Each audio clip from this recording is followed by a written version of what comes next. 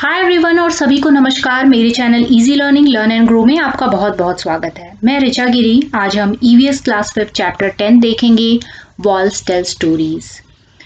तो यहाँ पे गोलकुंडा की बात की जा रही है। कुछ बच्चे वहाँ विजिट करने गए हैं गोलकुंडा फोर्ट में। वो लोग आपस में बातें कर रहे हैं और वो लोग कह रहे हैं, वो लोग काफ़ी खुश हैं क्योंकि उनके साथ एक दीदी भी हैं जो कि हिस्ट्री पढ़ी हुई हैं, तो वो उन्हें गाइड कर सकेंगी। आपस में ये लोग इस फोर्ट के विषय में बातें कर रहे हैं कि ये कितना सुंदर फोर्ट है, कितना बड़ा है। तो अगर एक्चुअली हम देखें गोलकोंडा फोर्ट को, या हम विजिट किए होंगे या शायद हम नहीं विजिट किए होंगे, हमें नहीं पता होगा, तो आपकी जानकारी के लिए बता दूं, ये हैदराबाद में स्थित है जो कि तेलंगाना राज्य में है। ये फोर्ट कुतुब शाही डायनेस्टी के द्वारा ये किया गया था, स्थापित किया गया था। तो हम इसमें एक लाइन में लिखा हुआ है कुतुब शाही डायनेस्टी के बारे में, जो कि हम आगे पढ़ेंगे। तो यहाँ पे ये लोग कह रहे हैं कि ये फोर्ट काफ़ी ह्यूज है, काफ़ी बड़ा है और इसकी हाइट काफ़ी अधिक है।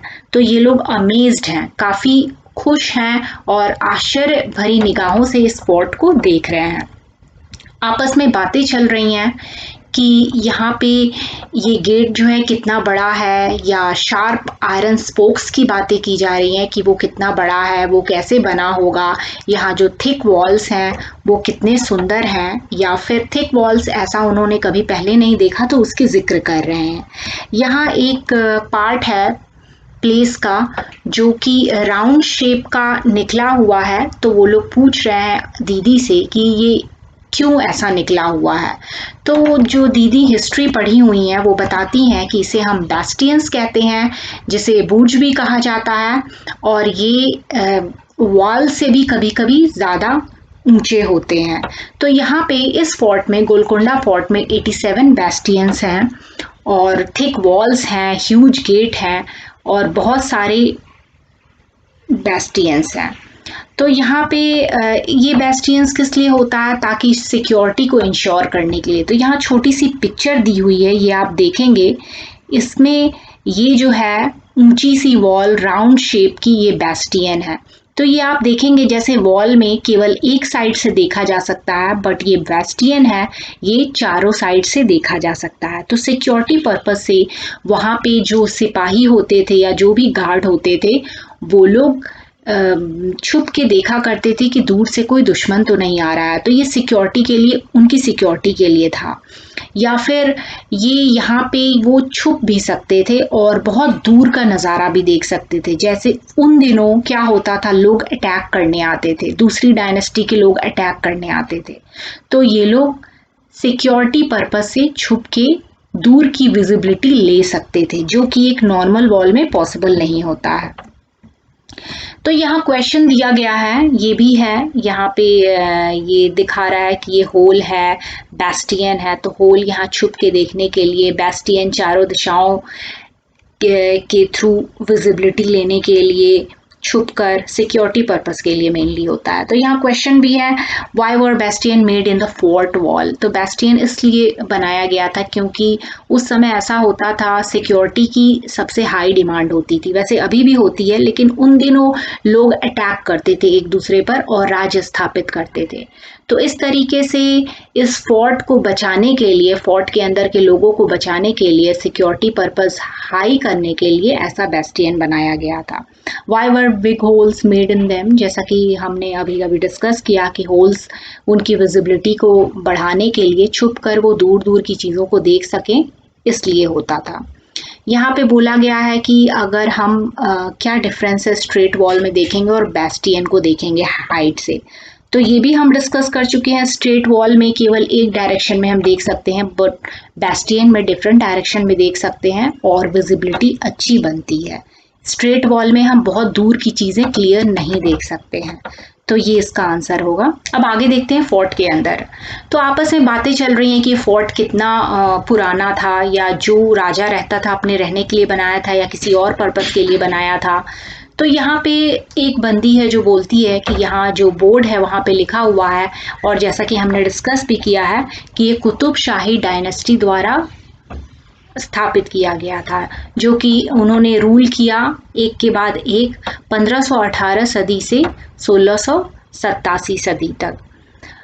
उसके बाद ये कहा जाता है, दीदी ने हिस्ट्री पढ़ा था तो वो कहती हैं 1200 ईस्वी में ये जो फोर्ट है वो मड के द्वारा बना हुआ था। तो अभी बहुत स्ट्रॉन्ग पिलर से बना हुआ है, स्ट्रॉन्ग पत्थरों से बना हुआ है, बट उन दिनों ये मड से बना हुआ था। यहाँ पे मैप भी है इस फोर्ट का, वो लोग मैप भी देखते हैं और मैप में वो लोग देखते हैं कि बहुत सारे गार्डन्स हैं, फील्ड्स हैं, फैक्ट्रीज हैं। तो वो ये अंदाज़ा लगाते हैं, इसका मतलब सुल्तान के अलावा बहुत सारे फार्मर्स भी रहते थे, वर्कर्स भी यहाँ रहते थे। तो ये एक टाइप का कंप्लीट टाउन होगा उन दिनों। तो ये बात सच होगी, क्योंकि एक टाइप का पहले एक राज्य के अंदर एक बड़ा सा महल होता था, एक टाइप की कम्युनिटी होती थी जिसमें डिफरेंट डिफरेंट लोग रहते थे जो एक दूसरों की मदद से अपना जीवन यापन करते थे। अब हम देखते हैं सुल्तान्स पैलेस।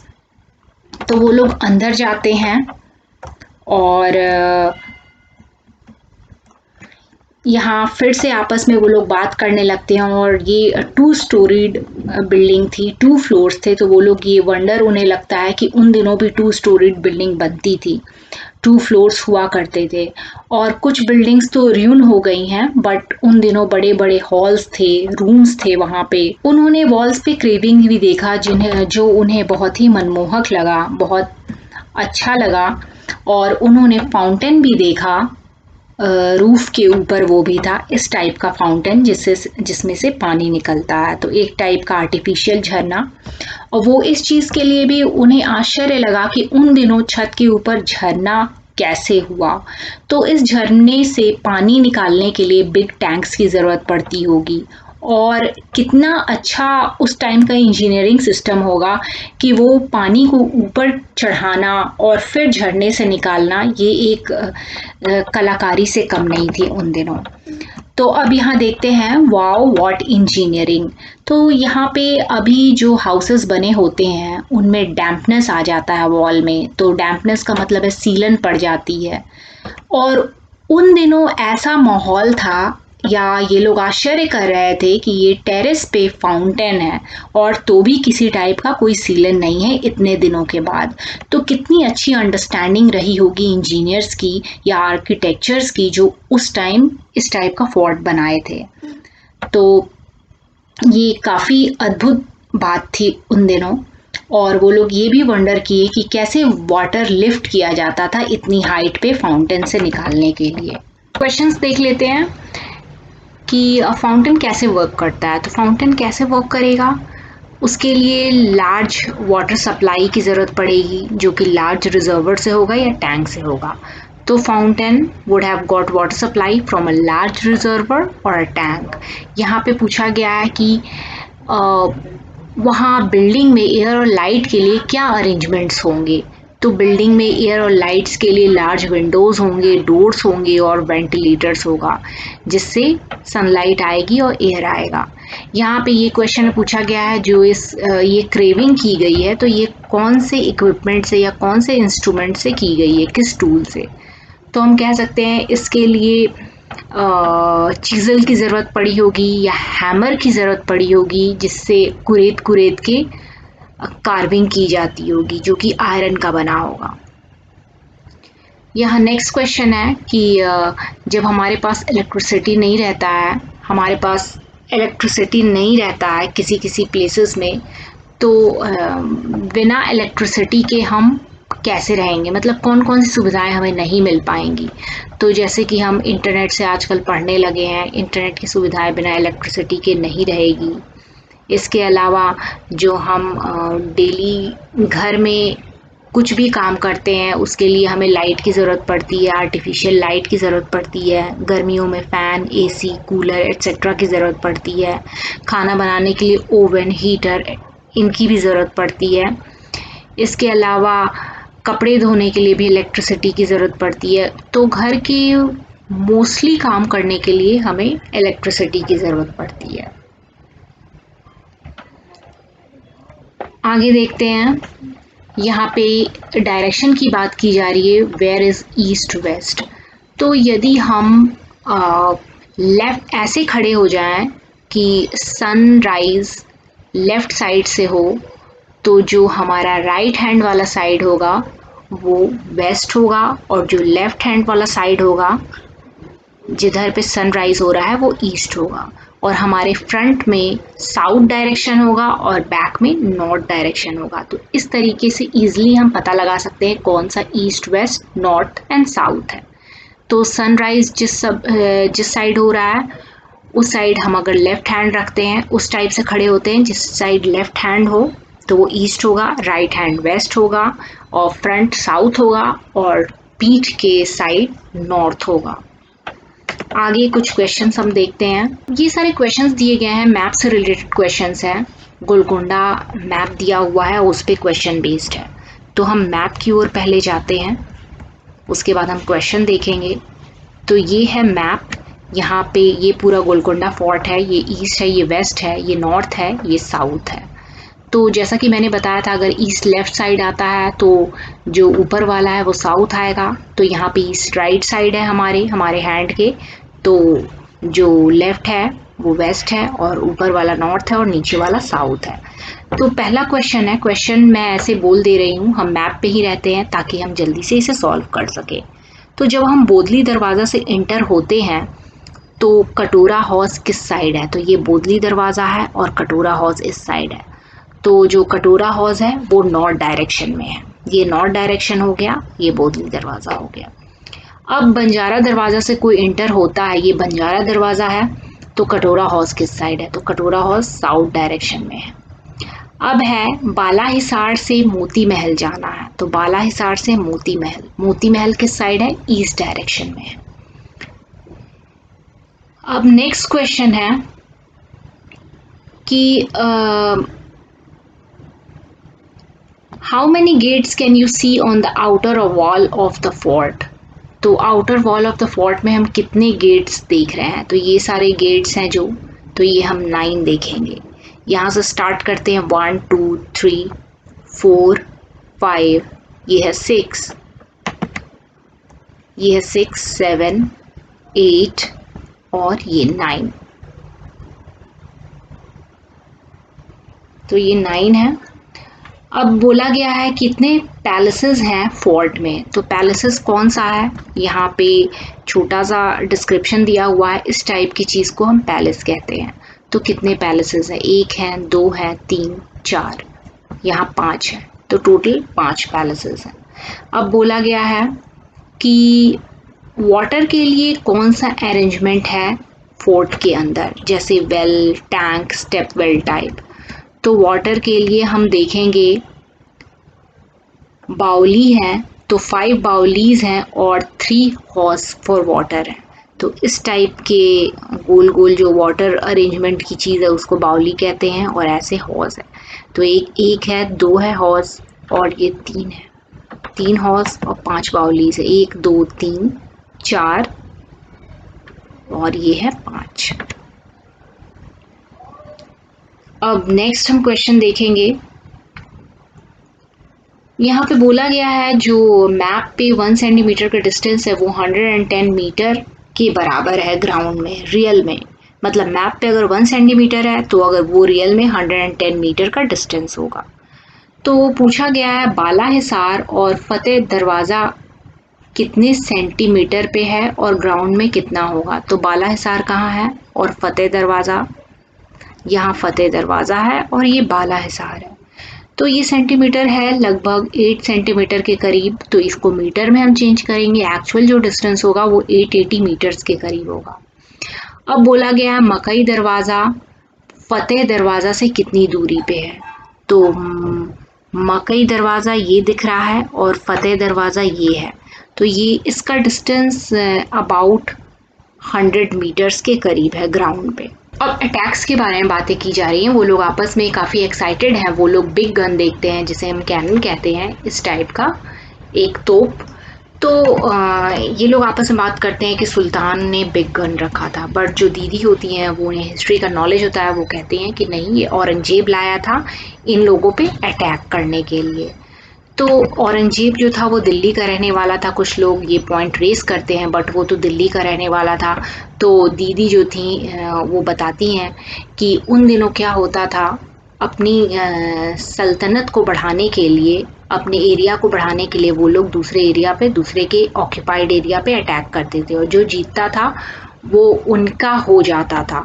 तो इस टाइप से कभी कभी वो लैंड ओन करने के लिए फ्रेंडशिप में भी लैंड ले लेते थे या दे दिया जाता था, या दो फैमिली के बीच में, दो कम्युनिटी के बीच में मैरिज किया जाता था जिससे उन्हें लैंड मिलता था। और अगर ये सब काम नहीं आया तो वो लोग अटैक करके भी लैंड लेते थे। तो आपस में बातें हो रही हैं कि औरंगजेब के पास भी काफ़ी सोल्जर्स होंगे और सुल्तान के पास भी काफ़ी सोल्जर्स होंगे, और इन दोनों के बीच में काफ़ी फाइट हुई होगी, काफ़ी लोग मरे होंगे। और किस तरीके से औरंगजेब जो है वो अंदर नहीं घुस पाया, क्योंकि उसका वॉल इतना स्ट्रांग था, और वॉल के किनारे किनारे खाई भी थी, एक पिट था वॉल के किनारे, तो वो उसका सामना नहीं कर पाते थे।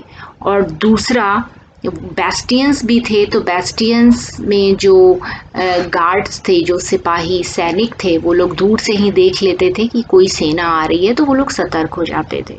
तो बहुत सारी ऐसी प्रोटेक्शन की चीज़ें थी जिससे वो लोग अपने आप को प्रोटेक्ट करते थे। बेस्टियंस था, और इतना थिक वॉल था, वॉल के बाहर खाई थी, तो ये सारी चीज़ों को मिला के वो लोग अपने आप को प्रोटेक्ट कर लेते थे। अब आगे हम बढ़ते हैं कुछ आगे। तो पहले ये बोला जा रहा है कि पहले गन्स हुआ करते थे, कैनन्स हुआ करते थे। अभी जो कंट्रीज़ है फाइट करती हैं वो न्यूक्लियर बॉम्ब यूज़ करती है। इनफैक्ट अभी हम चाइना में देखेंगे वो बायो वेपन यूज़ कर रहा है वायरस के फॉर्म में, जो कि हम झेल रहे हैं जिसे। तो बहुत डिफरेंट टाइप्स के अब वेपन्स आने लगे हैं, including bio weapons, nuclear bomb के बारे में हमने सुना ही होगा। तो अब क्वेश्चन हम देख लेते हैं कि कोई आपने रिसेंटली सुना है कि कौन सी कंट्री या किसी कंट्री ने किसी पे अटैक किया है। तो हमने बहुत खबरें आती जाती हैं, काफ़ी पहले भी हमने सुना था, अब भी हम कुछ कुछ सुन रहे हैं। अभी तो चाइना का बायो वार हम सुन रहे हैं जो वायरस के रूप में लाया गया। हम पहले भी बड़ी कंट्री का माने, बड़ी कंट्री को काउंट करें तो यूएस ने इराक पर अटैक किया था, जहाँ पे वो, तो रीज़न क्या था अटैक का। तो जैसे अगर चाइना वायरस या बायो वेपन के रूप में अटैक कर रहा है, तो हम कह सकते हैं कि वो अपनी इकोनॉमी को बढ़ाने के लिए या दूसरे देशों की इकोनॉमी को घटाने के लिए ऐसा कर सकता है। यदि हम उस घटना की बात करें यूएस और इराक वाली, तो हम कह सकते हैं जैसे इराक का जो हेड था वो सद्दाम हुसैन था, वहाँ का प्रेसिडेंट। तो प्रेसिडेंट को अंडर करने के लिए, उसको अपनी अंडर लाने के लिए, उसको मारने के लिए यूएस ने अटैक किया था। या पूछा जा रहा what kind of weapons were use in this war. तो हम यूएस और इराक की बात करें तो उसमें फाइटर प्लेन्स यूज़ हुए थे, tanks, helicopter, machine guns, missiles use हुए थे। और जो दूसरी कंट्री है, अगर रिसेंट की घटना की जाए तो बायो वेपन हम कह सकते हैं यूज़ हुए थे। अब नेक्स्ट है कि किस टाइप का डिस्ट्रक्शन हुआ है इन वॉर के चलते। तो जो डिस्ट्रक्शन हुआ है, काफ़ी लाइफ का लॉस हुआ है, प्रॉपर्टीज़ का लॉस हुआ है, बहुत सारे पीपल मारे गए हैं, बहुत सारी बिल्डिंग्स डैमेज हुई थी। जब भी कोई वार होता है तो पीपल मरते हैं, जान माल की हानि होती है, लाइफ का लॉस होता है, प्रॉपर्टी का लॉस होता है। अब हम नेक्स्ट क्वेश्चन देखते हैं। The big gun that Shridhar saw was made up of bronze. तो जो एक बच्चे ने देखा था बिग गन, वो ब्रॉन्ज मेटल का था। क्या हमने कभी ब्रॉन्ज मेटल की कोई चीज़ देखी है? तो हम मेडल्स देखते हैं, ब्रॉन्ज मेडल्स देखते हैं, हम दियाज देखते हैं, स्टैचूज देखते हैं जो कि ब्रॉन्ज का बना हुआ होता है, ब्रॉन्ज मेटल का बना हुआ होता है। इसके अलावा बोला गया है कि find out from your elder about some of the thing made from bronze that were or are still used in your house. From its color, try to identify which one of them is made from copper, which from brass, and which from bronze. तो हम जैसे घर में जो चीज़ें होती हैं वो डिफरेंट टाइप्स ऑफ मेटल्स के बनी होती हैं। फॉर एग्जांपल जैसे कॉपर आइटम का हम बात करें तो कॉपर के जग में, हम तांबे के जग में पानी पीते हैं, तो जग हो गया, लोटा हो गया। ब्रास हम कह सकते हैं, ब्रास से लोटा भी बनता है, पूजा की थाली भी बनती है। और ब्रॉन्ज से स्टैचूज होते हैं, ब्रॉन्ज या मेडल भी होता है ब्रॉन्ज से। आगे देखते हैं, when there was no telephone. तो यहाँ पे जो दीदी होती हैं, जो हिस्ट्री की स्टूडेंट होती हैं, वो अंदर चली जाती हैं फतेह दरवाज़ा के पास, और वहाँ से फिर वो और बच्चों से अलग हो जाती है। फिर उनकी आवाज़ सुनाई देती है, I am Sultan, my name is Abul Hasan, और मुझे म्यूज़िक और कुचिपुड़ी डांस बहुत पसंद है। सभी उस दीदी की आवाज़ सुन के हंसने लगते हैं और वो लोग सरप्राइज़ हो जाते हैं कि वो तो दूर चली गई थी फतेह दरवाज़ा पे, तो उनकी आवाज़ यहाँ तक कैसे सुनाई दे रही है। तो फिर वो बताती है कि फतेह दरवाज़ा एक ऐसा प्लेस है जहाँ से बोलने पे हर जगह आवाज़ सुनाई देती है, किंग पैलेस में। आगे हम देखते हैं अरेंजमेंट फॉर वाटर। तो यहाँ पे वाटर का अरेंजमेंट का एक पिक्चर दिया हुआ है जो कि बहुत ओल्ड पेंटिंग है, और यहाँ पे बोला गया है, can you think why bullocks have been used here. तो बुलॉक्स ये वाटर को पुल करने के लिए यूज़ किए जाते थे, ताकि ये बुलॉक्स ड्रम चलाएं एंटी क्लॉकवाइज, फिर ये टूथ व्हील चले ड्रम की सहायता से क्लॉकवाइज, और फिर ये वाटर जो पॉट्स है इसमें वाटर भरे और कैनल के पास आते आते ये वाटर निकल जाता है। तो इस तरीके से बुलॉक्स का बहुत इम्पोर्टेंट रोल है इस वाटर कैनाल को फिल करने के लिए। आगे इससे रिलेटेड कुछ क्वेश्चंस दिए हुए हैं कि now imagine how would this garland of pot lift water from the well. तो जैसा कि अभी अभी हमने डिस्कस कर लिया है कि कैसे ये होता है, जो ब्लॉक्स है वो ड्रम को मूव करता है एंटी क्लॉकवाइज, फिर टूथ व्हील क्लॉकवाइज मूव होता है, और फिर ये जो पॉट्स हैं वो नीचे जाते हैं, वाटर को फिल करते हैं, और फिल्ड वाटर जब कैनल के पास आ जाता है तो वो टर्न कर देते हैं।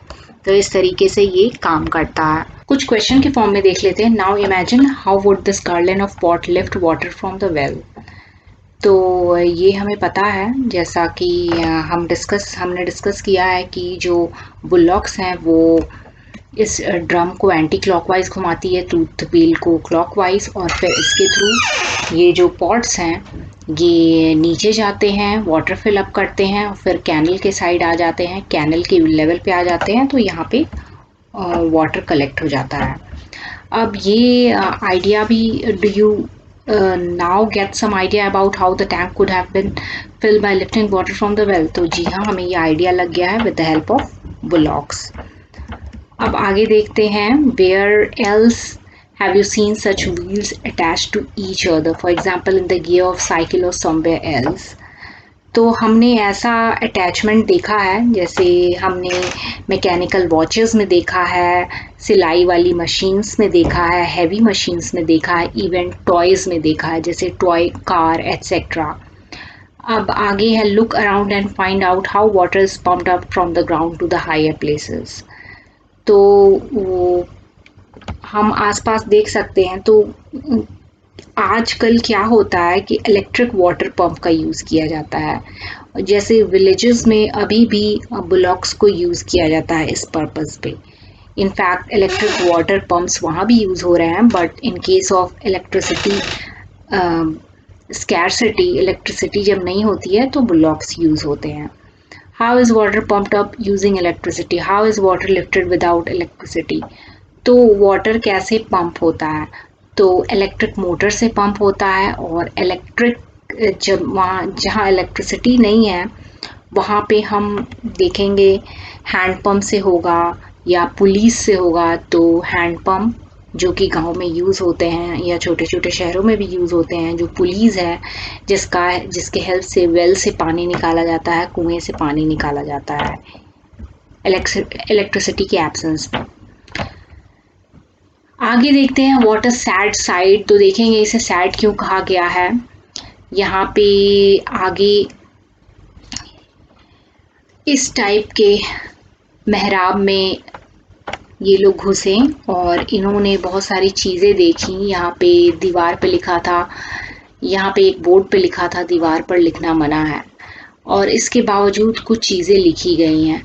तो यहीं आपस में ये लोग बातें कर रहे हैं कि जो टनल है उसमें हवा काफ़ी ठंडी बह रही है और कैसे शोल्डर्स यहाँ रहते होंगे, जो सोल्जर्स हैं वो कैसे रहते होंगे, जो वॉल है वो कितना गंदा कर दिया गया है कुछ दिनों में, जबकि पहले जो राजा महाराजा थे उन्होंने काफ़ी प्रोटेक्ट करके रखा था, काफ़ी अच्छे से रखा था। बट जब से ये टूरिस्ट प्लेस बना दिया गया है या विजिटर्स को अलाउ कर दिया गया है तो कुछ लोगों ने नाम लिखना शुरू कर दिया है। तो ये चीज़ों को कितना ऑकवर्ड बनाती हैं, कितना गंदा बनाती हैं। और ये लोग आपस में बात कर रहे हैं कि पता नहीं इन्हें लिखने में ऐसा क्यों फन आता है। आगे देखते हैं, close your eyes and go back in time. तो क्या है कि अगर हम अपने आई को क्लोज करते हैं, ये लोग आपस में ऐसा इमेजिन करने की कोशिश कर रहे हैं गोलकोंडा में ही कि उन दिनों कैसा होता होगा जब राजा महाराजा थे। तो इनके मन में भी क्वेश्चंस आ रहे हैं। तो ये क्वेश्चंस है, what is the sultan doing in the place, what kind of clothes he is wearing. तो maybe sultan he is holding a meeting with his minister, या वो पहने होंगे ट्रेडिशनल ड्रेस जिसमें ज्वेलरीज भी काफ़ी होगी, मुगलाई फूड खा रहे होंगे, ड्रिंक्स ले रहे होंगे, स्वीट डिशेस भी होगा। तो ये कुछ मीटिंग चल रही होगी कि कोई अगर एनिमी अटैक करे तो उनसे कैसे बचा जाए, या अगर वो लोग कुछ और जगह की प्लानिंग कर रहे हैं, किसी और जगह सल्तनत अपनी फैलाने का, तो उनकी क्या प्लानिंग होगी। तो इस टाइप से वो लोग टॉक कर रहे हैं और उनकी भाषा पर्शियन है। आगे इमेजिन करने के लिए कहा गया है, the room in the palace, the beautiful carpets and curtains, the fountain on the terrace and the sweet smell of roses and चमेली।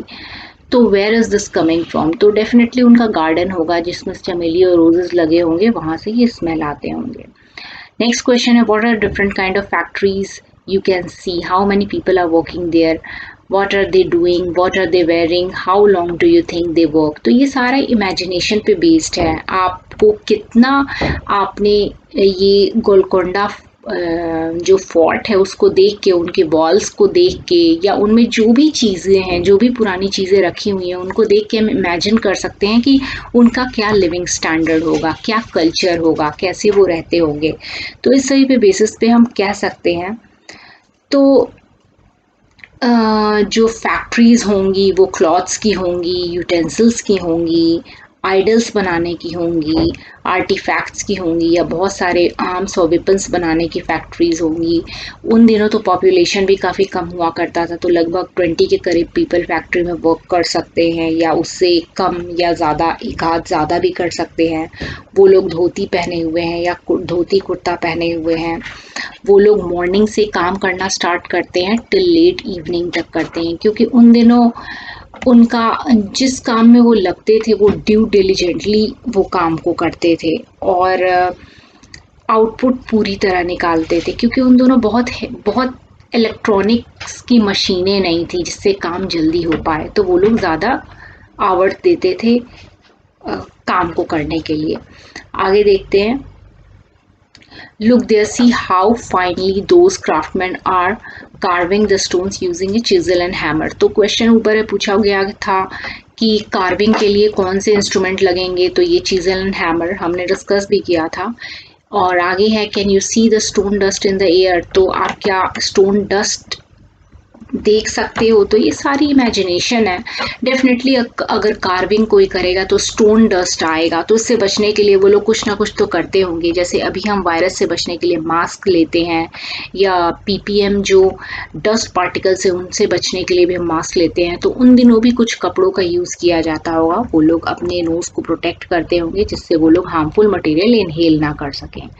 अब हम आगे देखते हैं, म्यूजियम के बारे में बोला गया है। तो गोलकोंडा को देखने के बाद जो चिल्ड्रन है वो हैदराबाद म्यूजियम में जाते हैं। वहाँ पे बहुत सारे आइटम्स रखे होते हैं और कुछ पॉट्स रखे होते हैं, ज्वेलरी रखी होती हैं, कुछ तलवारें रखी होती हैं। तो इन सभी को वो म्यूजियम में देखते हैं।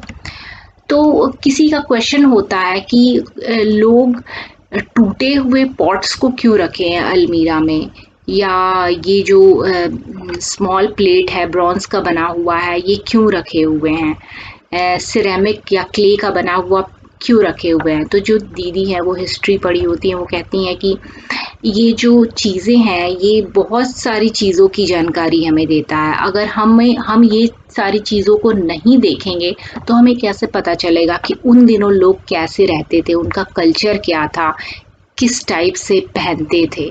तो ये सभी चीज़ों को देख के हम अंदाज़ा लगा सकते हैं कि रहन-सहन क्या होगा, कल्चर क्या होगा, या उसके बेसिस पे हम आज इन सारे आइडियाज़ को इम्प्लीमेंट कर सकते हैं या उसमें इम्प्रूवमेंट ला सकते हैं। तो अभी कुछ क्वेश्चंस है, what kind of pots have you seen around you. तो हम डिफरेंट टाइप्स के आइटम्स देखते हैं पॉट्स आजकल, जैसे स्टील के, एल्युमिनियम के, ब्रासेस के, कॉपर के, इवन प्लास्टिक के भी। आगे है, try to find out from your grand parents about the other kind of pot and pans they use in their time. तो उनके टाइम में, ग्रैंड पेरेंट्स के टाइम में कैसे पॉट्स हुए होंगे, आप अपने ग्रैंड पेरेंट्स से पूछ सकते हैं। क्लास 5th के स्टूडेंट हैं तो पूछ सकते हैं। जैसे कि मैं कहूँ तो अगर मैंने अपने ग्रैंड पेरेंट्स से सुना है कि कुछ पॉट्स होते थे वो ब्रासेस के होते थे, काफ़ी हैवी होते थे, प्रेटी होते थे, और कुछ जो पॉट्स है वो क्ले के होते थे, कॉपर के भी पॉट्स हुआ करते थे उन दिनों। Have you ever been to some museum और heard about it, what all things are there in a museum. तो डेफिनेटली कभी ना कभी तो हम गए ही होंगे म्यूजियम में। हमें बहुत सारी एंटिक आर्टिफैक्ट्स मिलते हैं, मैन्यूस्क्रिप्ट्स मिलते हैं और गारमेंट्स मिलते हैं। तो ये सारी चीज़ें म्यूजियम में मिलते हैं। आगे हम देखते हैं, सर्वे करना है और लिखना है। Is there any old building और monuments near your house which people come to see, if yes name it. तो जैसा अगर दिल्ली की बात की जाए तो फॉर एग्जांपल दिल्ली लेते हैं, तो दिल्ली में ऐसा है मॉन्यूमेंट्स, जैसे कुतुब मीनार है, और बहुत से लोग कुतुब मीनार के आसपास भी रहते होंगे, या बहुत से लोग रेड फोर्ट के आसपास रहते होंगे। अगर कुछ लोग आगरा के हैं तो कह सकते हैं कि वो ताजमहल के आसपास रहते होंगे। तो ये सब हम लिख सकते हैं। तो ये सारे जो क्वेश्चन है वो सर्वे पे बेस्ड है। आप कोई सर्वे करेंगे उसके बेसिस पे आप राइट कर सकते हैं। तो इसे हम छोड़कर आगे बढ़ते हैं। नेक्स्ट देखते हैं, मेक योर ओन म्यूजियम। तो इसमें है, रजनी एक टीचर होती है गवर्नमेंट स्कूल की, जो कि मालापुरम डिस्ट्रिक्ट केरला में है। ये चिल्ड्रन के साथ कुछ चीज़ों को कलेक्ट करती हैं जो कि ओल्ड चीज़ें थी सारे घरों से। इनमें से हैं वॉकिंग स्टिक्स हैं, लॉक्स हैं, अम्ब्रेलाज हैं, वुडन स्लीपर है जिन्हें हम खड़ाऊँ भी कहते हैं, पॉट्स है, एक्सेट्रा है। तो ये आज भी लोग देखते हैं, ताकि तो ये चीज़ें म्यूज़ियम में हम रख सकते हैं, खुद भी ऐसा हम बना सकते हैं। इस टाइप का रजनी और चिल्ड्रन ने एग्जीबिशन किया, तो आसपास के लोगों को बुलाया और हम भी ये काम कर सकते हैं। तो इस टाइप से हम म्यूज़ियम बना सकते हैं। जैसे हमारे ग्रैंड पेरेंट्स के पास कोई चीज़ें हैं, कोई सामान है जो कि अभी अवेलेबल नहीं है, उन दिनों अवेलेबल हुआ करता था, तो वो सारी चीज़ों को लेके हम म्यूज़ियम बना सकते हैं। यहाँ पे ये पेंटिंग है, इसे छोटा करके देखते हैं थोड़ा। तो ये पेंटिंग है, यहाँ ये 500 ईयर ओल्ड है, जो कि आगरा फोर्ट जब बन रहा था उसके कंस्ट्रक्शन की कहानी है, उसको शो कर रही है। तो यहाँ पे पूछा गया, what kinds of work are people doing. तो किस टाइप के वर्क कर रहे थे पीपल। तो ये दिख रहा है पीपल कंस्ट्रक्शन एक्टिविटी में इन्वॉल्व है, वो कंस्ट्रक्शन साइट पे हैं। तो कुछ लोग वाटर कैरी कर रहे हैं, कुछ लोग पत्थरों को कैरी कर रहे हैं, कुछ लोग जो ब्रिक है उसको फिक्स करने में लगे हुए हैं। तो ये नाव से कुछ ब्रिक्स लाए जा रहे हैं, कुछ लोग कलेक्ट कर रहे हैं। तो इस टाइप की एक्टिविटी कंस्ट्रक्शन की एक्टिविटी थी। How many man and women are working, यहाँ बोला गया है कितने मैन और वुमेन है। तो ज़्यादा से ज़्यादा हमें मैन दिखाई दे रहे हैं, 20 के करीब हम मान सकते हैं। वुमेन हम 1-2 दिखाई दे रही हैं, तो 2 वुमेन हम कह सकते हैं। आगे देखते हैं, see how they are taking the huge pillar up along the slope, कैसे ये ह्यूज पिलर स्लोप के साइड ले जा रहे थे। Were you able to see the man carrying water in a मैसेक। तो यहाँ पे जो है ये स्लोप के थ्रू ईजियर होता है ले जाना, रैदर स्ट्रेट अप ले जाना थोड़ा डिफ़िकल्टी होती है। तो हम ये भी देख रहे हैं कि हाँ, जो मैन है वो वाटर कैरी कर रहा है मसाक में, मतलब जो लेदर बैग है उसमें कैरी कर रहा है, तो हम इस पिक्चर में देख सकते हैं। आगे कुछ क्वेश्चन है। तो अभी तक हमने क्या पढ़ा, यहाँ पे क्वेश्चन के रूप में हम देखते हैं। Sangeeta thinks it is useless to keep old things in a museum, how would you convince her that it is important to have a museum. तो बहुत सारे ऐसे एंटीक थिंग्स होते हैं जिन्हें म्यूजियम में रखना होता है हमें। ये हमें एंशियंट टाइम के बारे में बताते हैं, पुराने समय के बारे में बताते हैं। तो हम इन चीज़ों को देख के हम पीपल के कल्चर के बारे में जान सकते हैं। तो म्यूज़ियम जो है वो बहुत ही इम्पोर्टेंट है, क्योंकि उन दिनों लोग कैसे रहते थे, कैसा रहन सहन था, उनका कल्चर क्या था, कौन कौन सी टूल्स यूज़ करते थे, तो ये सारी चीज़ें हम म्यूज़ियम देख के समझ सकते हैं। नेक्स्ट है question, why do you think the chapters named walls tell stories. तो चैप्टर जो है वो हिस्टोरिकल स्ट्रक्चर के बारे में बताया गया है। तो हिस्टोरिकल स्ट्रक्चर को देखकर ये हम बता सकते हैं कि उनका कैसा कल्चर था, वो कैसे थे। तो ये एक विटनेस के तौर पे होता है। ये पीपल के आर्ट के बारे में बताएगा, क्राफ्ट के बारे में बताएगा, कल्चर, टेक्नोलॉजी, इवन जितने भी इवेंट्स हैं उनके हिस्टोरिकल पीरियड का, वो सारे इवेंट्स को भी बताता है। तो I can say that the name Walls Tell Story is appropriate for this chapter. I hope ये वीडियो आपको अच्छा लगा होगा। जो भी क्वेश्चंस हमने कवर किए हैं उसके आंसर आपको मिल गए होंगे। आप यदि कोई फोर्ट या कहीं भी विजिट किए हैं तो उसे भी कमेंट सेक्शन में लिखें। कोई क्वेरी है तो पूछें। I am here to help you out. Thank you so much for watching.